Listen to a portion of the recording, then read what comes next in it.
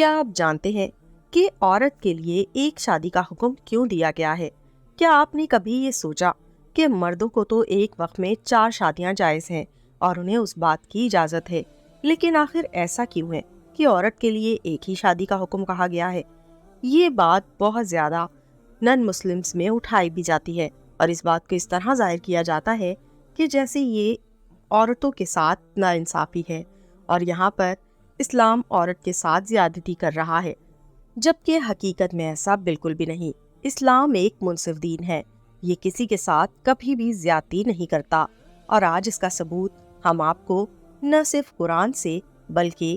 Science سے بھی دیں گے، جس سے یہ بات ثابت ہوگی کہ اللہ کے ہر حکم میں حکمت ہے اور اسی انسان کا فائدہ ہے جسے وہ حکم دیا گیا۔ یعنی اگر ہم عورتوں کو یہ حکم دیا گیا کہ ہم ایک وقت میں ایک ہی شادی کریں تو اس میں ہمارے ساتھ زیادتی بالکل بھی نہیں ہے۔ سائنس بھی آج اسلام کے احکامات کی تائید کرنے پر مجبور ہو گئی ہے۔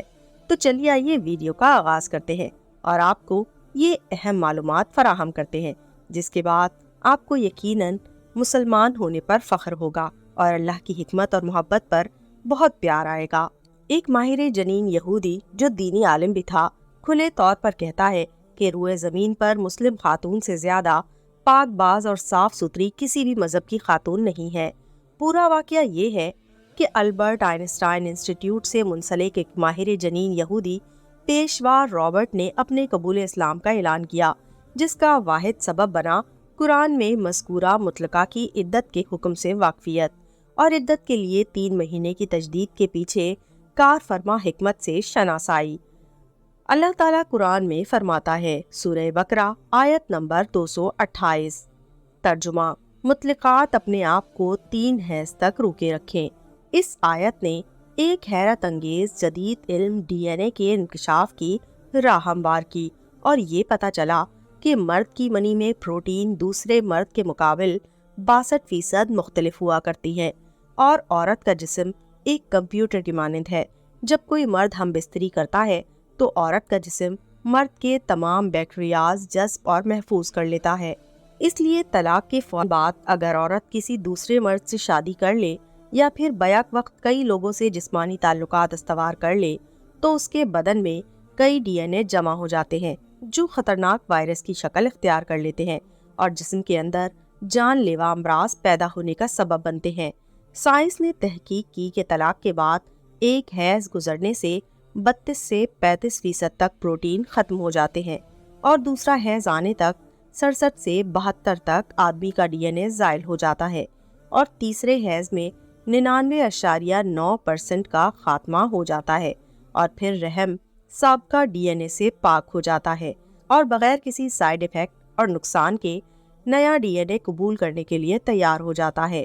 ایک طوائف کئی لوگوں سے تعلقات بناتی ہے جس کے سبب اس کے رحم میں مختلف مردوں کے بیکٹیریاز چلے جاتے ہیں اور جسم میں مختلف ڈی این اے جمع ہو جاتے ہیں اور اس کے نتیجے میں وہ مہلک امراض کا شکار بن جاتی ہے۔ اور رہی بات متوفی انہا کی عدت، تو اس کی عدت طلاق شدہ عورت سے زیادہ ہے، کیونکہ غم و حزن کی بنا پر سابقہ ڈی این اے جلدی ختم نہیں ہوتا اور اسے ختم ہونے کے لیے پہلے سے زیادہ وقت درکار ہے، اور اسی کی رعایت کرتے ہوئے ایسی عورتوں کے لیے 4 مہینے اور 10 دن کی عدت رکھی گئی ہے۔ فرمان الہی ہے، سورہ بقرہ آیت نمبر 237، اور تم میں سے جس کی وفات ہو جائے اور اپنی بیویاں چھوڑے تو چاہیے کہ وہ 4 مہینے اور 10 دن تک اپنے آپ کو روکے رکھیں۔ اس حقیقت سے راہ پا کر ایک ماہر ڈاکٹر نے امریکہ کے 2 مختلف محلوں میں تحقیق کی۔ ایک محلہ جہاں افریقن نژاد مسلم رہتے ہیں، وہاں کی تمام عورتوں کے جنین میں صرف ایک ہی شوہر کا ڈی این اے پایا گیا، جبکہ دوسرا محلہ جہاں اصل امریکن آزاد عورتیں رہتی ہیں، جن کے جنین میں ایک سے زائد 2-3 لوگوں تک کے ڈی این اے پائے گئے۔ جب ڈاکٹر نے خود اپنی بیوی کا خون ٹیسٹ کیا تو چونکا دینے والی حقیقت سامنے آئی کہ اس کی بیوی میں 3 الگ الگ لوگوں کے ڈی این اے پائے گئے، جس کا مطلب تھا کہ اس کی بیوی اسے دھوکہ دے رہی تھی، اور یہ کہ اس کے 3 بچوں میں سے صرف ایک اس کا اپنا بچہ تھا۔ اس کے بعد ڈاکٹر پوری طرح قائل ہو گیا کہ صرف دین اسلام ہی وہ دین ہے جو عورتوں کی حفاظت اور سماج کی ہم آہنگی کی ضمانت دیتا ہے، اور اس بات کی بھی کہ مسلم عورتیں دنیا کی سب سے زیادہ ستھری، پاک دامن اور پاک باز عورتیں ہیں۔